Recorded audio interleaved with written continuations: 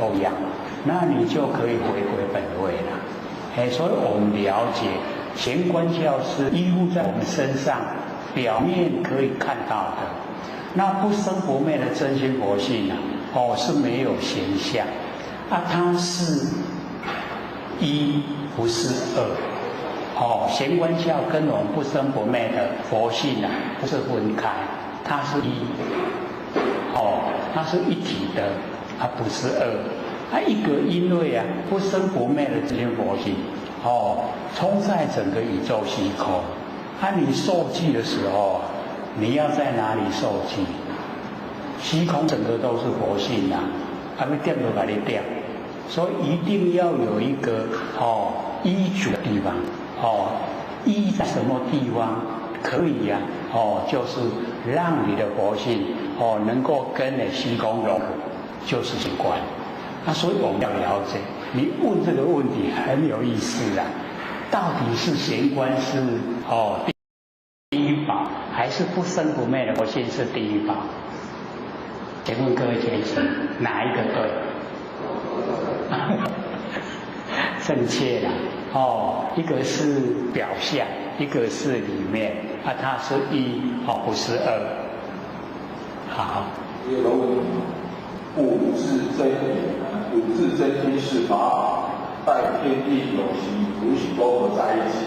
请问无字没有这个无字真心是法还是佛法？若无字真心是法，无字真心是无形无相不生不灭，这是空妙法。如何是法待天地有形无形都合在一起？所以无字真心是法，对吗？还是万事万象是佛性的呈现？所以无字真心是法。这个还蛮有研究了如果说到那个这个我们这个求道的五字真心。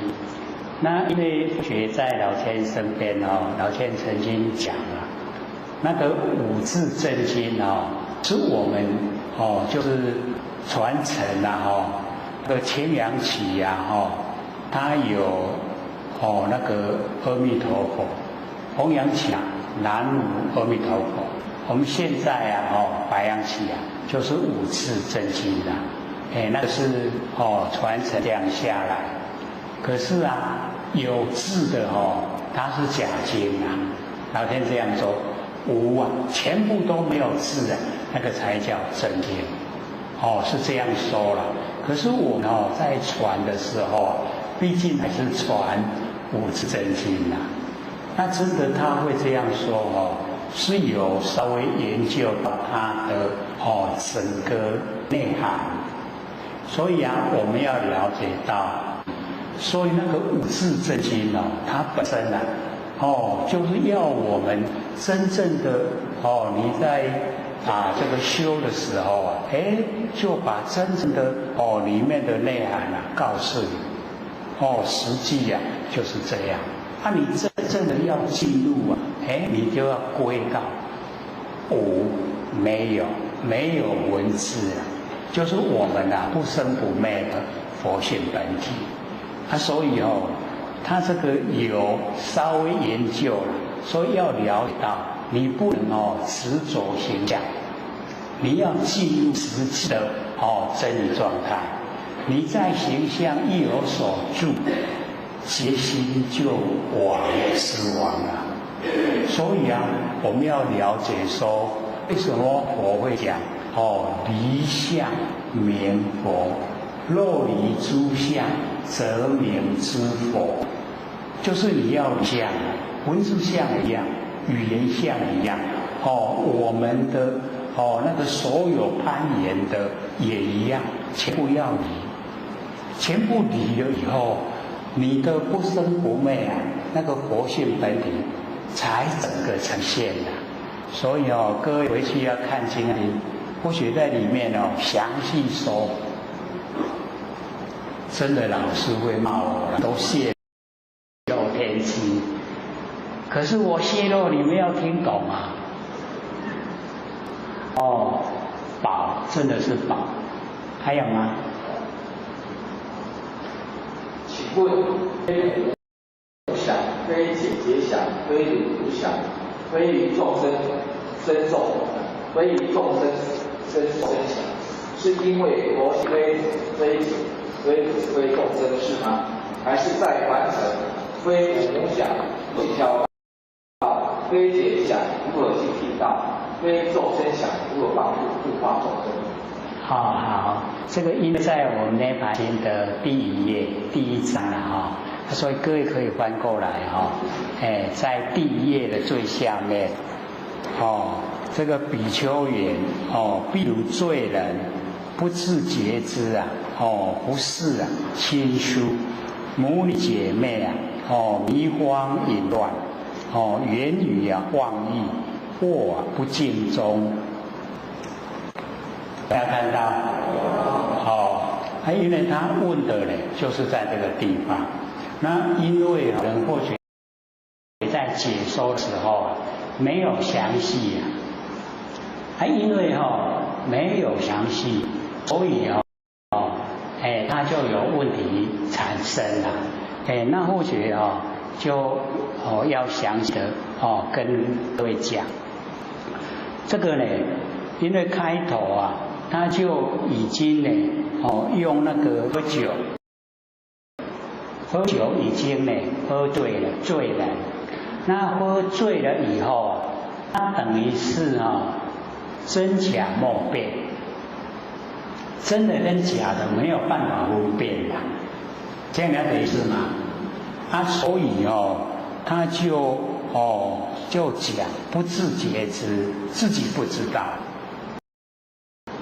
然后认识亲跟疏，就是不认识亲人，也不认识那个疏远的人。所以这里面他就讲母女姐妹，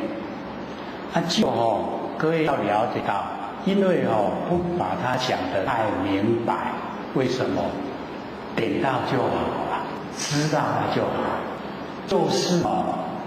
就是淫乱，男女之间男女关系乱来，就已经按照伦常，这个已经不按照伦常，所以那个母女姐妹她都把它当成可以做爱的对象，这样子吗？有没有乱来？就已经是乱来。所以当时或许不想说讲得太细的，就是稍微知道了就好。那因为在真理的那一种领域，我们要知道说追生的我们的亲属关系那个父母亲，然后我们的那个夫妻太太先生儿女，追生是这样前一生不是，上一生是我们要了解到他的关系不是这样所以有时候你假如说修得久一点，你会有隔胎不明。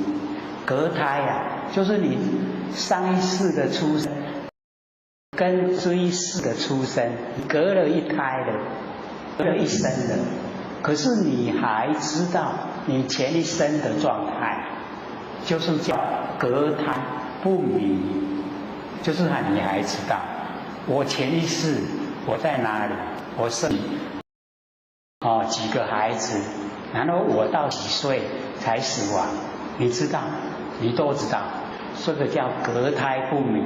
那隔胎不明的话，你在这一生来的时候你前一生的状态，亲属状态，你会知道这一生已经来出生一个小婴儿，你说这个小婴儿是我前一生的子父母，可是这一生他是一个小婴儿，是你的后辈这样的话，因为他知道，那他知道的时候那个因缘，我们社会整个大环境的因缘，又促成促成他们在一起。这个时候你说他的心里会怎么样？以我们凡尘的眼光来看，可以啊，只要你情投意合，你就可以就结为夫妻啊，就可以在一起。是在他隔胎不明的状态之下，他说不行，那个是我前世的长辈，而且是长的辈。可是我们这一生的人会相信吗？一定不会相信，对不对？他不会相信你这样说的话，他就会觉得说，跟我们现在的善良风俗啊有所抵触，所以他又选择不收。可是选择不收，骗别人容易，骗自己呀就很困难。所以虽然他不说出来，可是他知道他会不会进来，会不会？所以我们就是了解到我们那个第10殿那个孟婆庄的望神汤要不要喝？要不要喝？还是喝的比较好啦哎呀，拢唔知，我拢唔知提好拢唔知的代志啊，拢知是不是很多事情？很多事情会呈现，所以这边他就写那个已经不是亲疏，然后那个母女姐妹就迷惘淫乱，就已经讲了，就是男女之间的关系就已经发生了。说发生以后那个言语放逸就是恭维就很那个讲的很不好听的啦，讲的都很现实。然后卧不敬忠就是那一种男女之间做爱是不是卧不敬忠？对不对？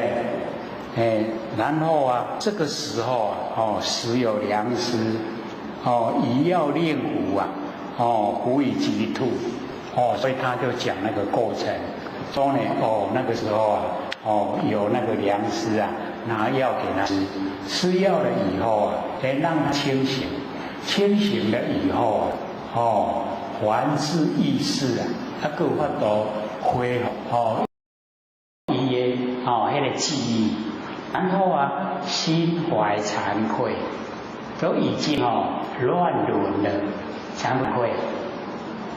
惭不惭愧？就是很惭愧然后深自克责就一直骂自己酒为不善我就卖啉就好啦，啉就会乱来，就酒啦借酒发挥就乱来了所以酒不善知恶的根本就是会做不好，就是因为有喝酒